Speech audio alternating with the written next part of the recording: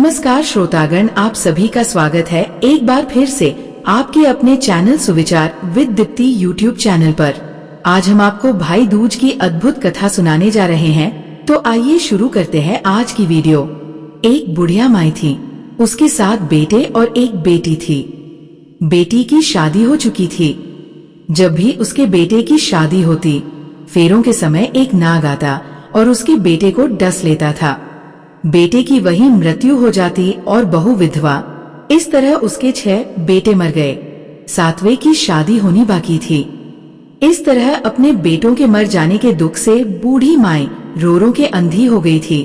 आई भाई दूज आने को हुई तो भाई ने कहा कि मैं बहन से तिलक कराने जाऊंगा। माँ ने कहा ठीक है। उधर जब बहन को पता चला कि उसका भाई आ रहा है तो वो खुशी से पागल होकर पड़ोसन के गई और पूछने लगी कि जब बहुत प्यारा भाई घर आए तो क्या बनाना चाहिए। पड़ोसन उसकी खुशी को देखकर जल भुन गई और कह दिया कि दूध से रसोई लेप, घी में चावल पका। बहन ने ऐसा ही किया। उधर भाई जब बहन के घर जा रहा था तो उसे रास्ते में सांप मिला। सांप उसे डसने को हुआ। भाई बोला, तुम मुझे क्यों डस रहे हो? सांप बोला, मैं तुम्हारा काल हूँ और मुझे तुमको डसना है। भाई बोला, मेरी बहन मेरा इंतजार कर रही है। मैं जब तिलक करा के वापस लौटूंगा तब तुम मुझे डस लेना। सांप ने कहा, भला आज तक कोई अपनी मौत के लिए लौट के आया है जो तुम आओगे? भाई ने कहा, अगर तुझे यकीन नहीं है तो तू मेरे झोले में बैठ जा। जब मैं अपनी बहन के तिलक कर लूं तब तू मुझे डस लेना।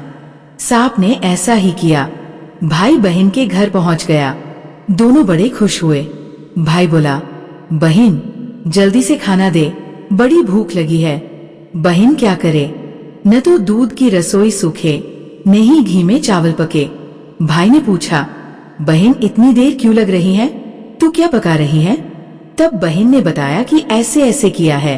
भाई बोला, पगली, कहीं घी में भी चावल पके हैं या दूध से कोई रसोई लीपे है? गोबर से रसोई लीप, दूध में चावल पका। बहन ने ऐसा ही किया। खाना खा के भाई को बहुत जोर नींद आने लगी। इतने में बहन के बच्चे आ गए। बोले, मामा मामा हमारे लिए क्या लाए हो? भाई बोला, मैं तो कुछ नहीं लाया। बच्चों ने वह झोला ले लिया जिसमें सांप था। जैसे ही उसे खोला उसमें से हीरे का हार निकला। बहन ने कहा, भैया तूने बताया नहीं कि तू मेरे लिए इतना सुंदर हार लाए हो। भाई बोला, बहना तुझे पसंद है तो तू ले ले, मुझे हार का क्या करना। अगले दिन भाई बोला, अब मुझे जाना है, मेरे लिए खाना रख दे। बहन ने उसके लिए लड्डू बना के एक डब्बे में रख के दे दिए। भाई कुछ दूर जाकर थक कर एक पेड़ के नीचे सो गया। उधर बहन के जब बच्चों को जब भूख लगी तो माँ से कहा कि खाना दे दो। माँ ने कहा, खाना अभी बनने में देर है। तो बच्चे बोले कि मामा को जो रखा है वही दे दो। तो वह बोली कि लड्डू बनाने के लिए बाजरा पीसा था, वही बचा पड़ा है चक्की में, जाकर खा लो। बच्चों ने देखा कि चक्की में तो सांप की हड्डियां पड़ी है। यही बात माँ को आकर बताई तो वो बावड़ी सी होकर भाई के पीछे भागी। रास्ते भर लोगों से पूछती कि किसी ने मेरा गैल बाटोई देखा, किसी ने मेरा बावड़ा सा भाई देखा। तब एक ने बताया कि कोई लेटा तो है पेड़ के नीचे, देख ले वही तो नहीं। भागी भागी पेड़ के नीचे पहुंची, अपने भाई को नींद से उठाया। भैया भैया कहीं तूने मेरे लड्डू तो नहीं खाए? भाई बोला, ये ले तेरे लड्डू, नहीं खाए मैंने। ले दे के लड्डू ही तो दिए थे। उसके भी पीछे पीछे आ गई। बहन बोली, नहीं भाई तू झूठ बोल रहा है, जरूर तूने खाया है। अब तो मैं तेरे साथ चलूंगी। भाई बोला, तू न मान रही है तो चल फिर। चलते चलते बहन को प्यास लगती है। वो भाई को कहती है कि मुझे पानी पीना है। भाई बोला, अब मैं यहाँ तेरे लिए पानी कहाँ से लाऊं? देख दूर कहीं चील उड़ रही हैं, चली जा वहाँ, शायद तुझे पानी मिल जाए।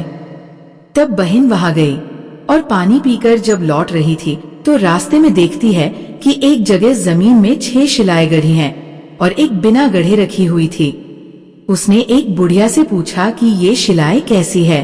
उस बुढ़िया ने बताया कि एक बुढ़िया है, उसके 7 बेटे थे। 6 बेटे तो शादी के मंडप में ही मर चुके हैं तो उनके नाम की ये शिलाएं जमीन में गढ़ी हैं। अभी 7वें की शादी होनी बाकी है।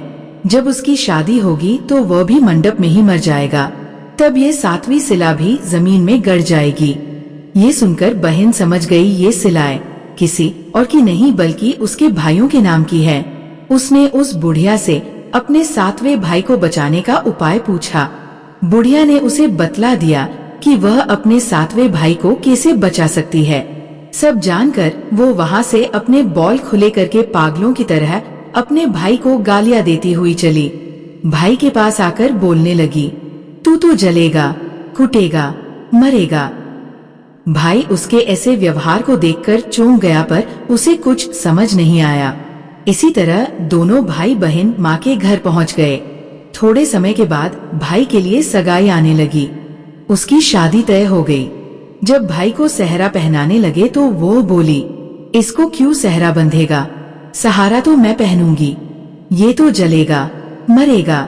सब लोगों ने परेशान होकर सेहरा बहन को दे दिया।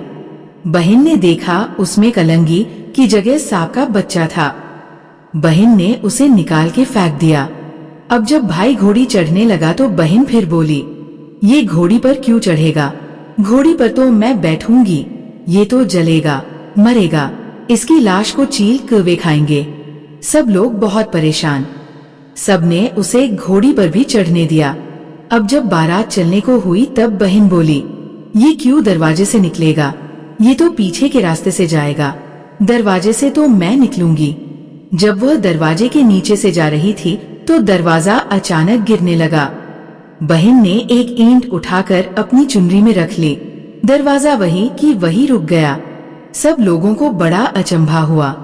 रास्ते में एक जगह बारात रुकी तो भाई को पीपल के पेड़ के नीचे खड़ा कर दिया। बहन कहने लगी, ये क्यों छाव में खड़ा होगा, ये तो धूप में खड़ा होगा, छाव में तो मैं खड़ी होगी। जैसे ही वो पेड़ के नीचे खड़ी हुई, पेड़ गिरने लगा।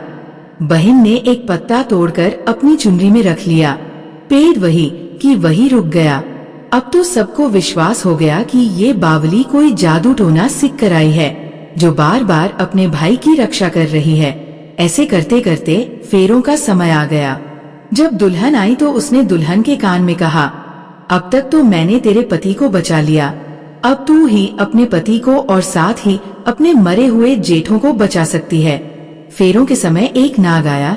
वो जैसे ही दूल्हे को डसने को हुआ, दुल्हन ने उसे एक लोटे में भर के ऊपर से प्लेट से बंद कर दिया। थोड़ी देर बाद नागिन लहर लहर करती आई। दुल्हन से बोली, तू मेरा पति छोड़। दुल्हन बोली, पहले तू मेरा पति छोड़। नागिन ने कहा, ठीक है मैंने तेरा पति छोड़ा। दुल्हन, ऐसे नहीं, पहले 3 बार बोल। नागिन ने 3 बार बोला। फिर बोली कि अब मेरे पति को छोड़। दुल्हन बोली, एक मेरे पति से क्या होगा, हंसने बोलने के लिए जेठ भी तो होना चाहिए, एक जेठ भी छोड़। नागिन ने जेठ के भी प्राण दे। फिर दुल्हन ने कहा, एक जेठ से लड़ाई हो गई तो एक और जेठ, वो विदेश चला गया तो तीसरा जेठ भी छोड़। इस तरह एक एक करके दुल्हन ने अपने 6 जेठ जीवित करा लिए। उधर रो रो के बुढ़िया का बुरा हाल था कि अब तो मेरा 7वां बेटा भी बाकी बेटों की तरह मर जाएगा। गांव वालों ने उसे बताया कि उसके साथ बेटा और बहू आ रही है। तो बुढ़िया बोली, अगर ये बात सच हो तो मेरी आंखों की रोशनी वापस आ जाए और मेरे सीने से दूध की धार बहने लगे। ऐसा ही हुआ। अपने सारे बहू बेटों को देखकर वो बहुत खुश हुई। बोली, ये सब तो मेरी बावली का किया है, कहाँ है मेरी बेटी। सब बहन को ढूंढने लगे। देखा तो वह भूसे की कोठरी में सो रही थी। जब उसे पता चला कि उसका भाई सही सलामत है तो वह अपने घर को चली। उसके पीछे पीछे सारी लक्ष्मी भी जाने लगी। बुढ़िया ने कहा, बेटी पीछे मुड़ के देख, तू सारी लक्ष्मी ले जाएगी तो तेरे भाई भाभी क्या खाएंगे। तब बहन ने पीछे मुड़ के देखा और कहा, जो माँ ने अपने हाथों से दिया वह मेरे साथ चल, बाद बाकी का भाई भाभी के पास रहे। इस तरह एक बहन ने अपने भाई की रक्षा की। श्रोतागण, आप सभी को आज की वीडियो कैसी लगी कृपया कमेंट करके जरूर बताएं। वीडियो पसंद आया हो तो लाइक करें और ऐसे ही और भी बहुत सारी कहानियों कथाओं एवं जानकारियों को सुनने के लिए चैनल को सब्सक्राइब जरूर करें। धन्यवाद।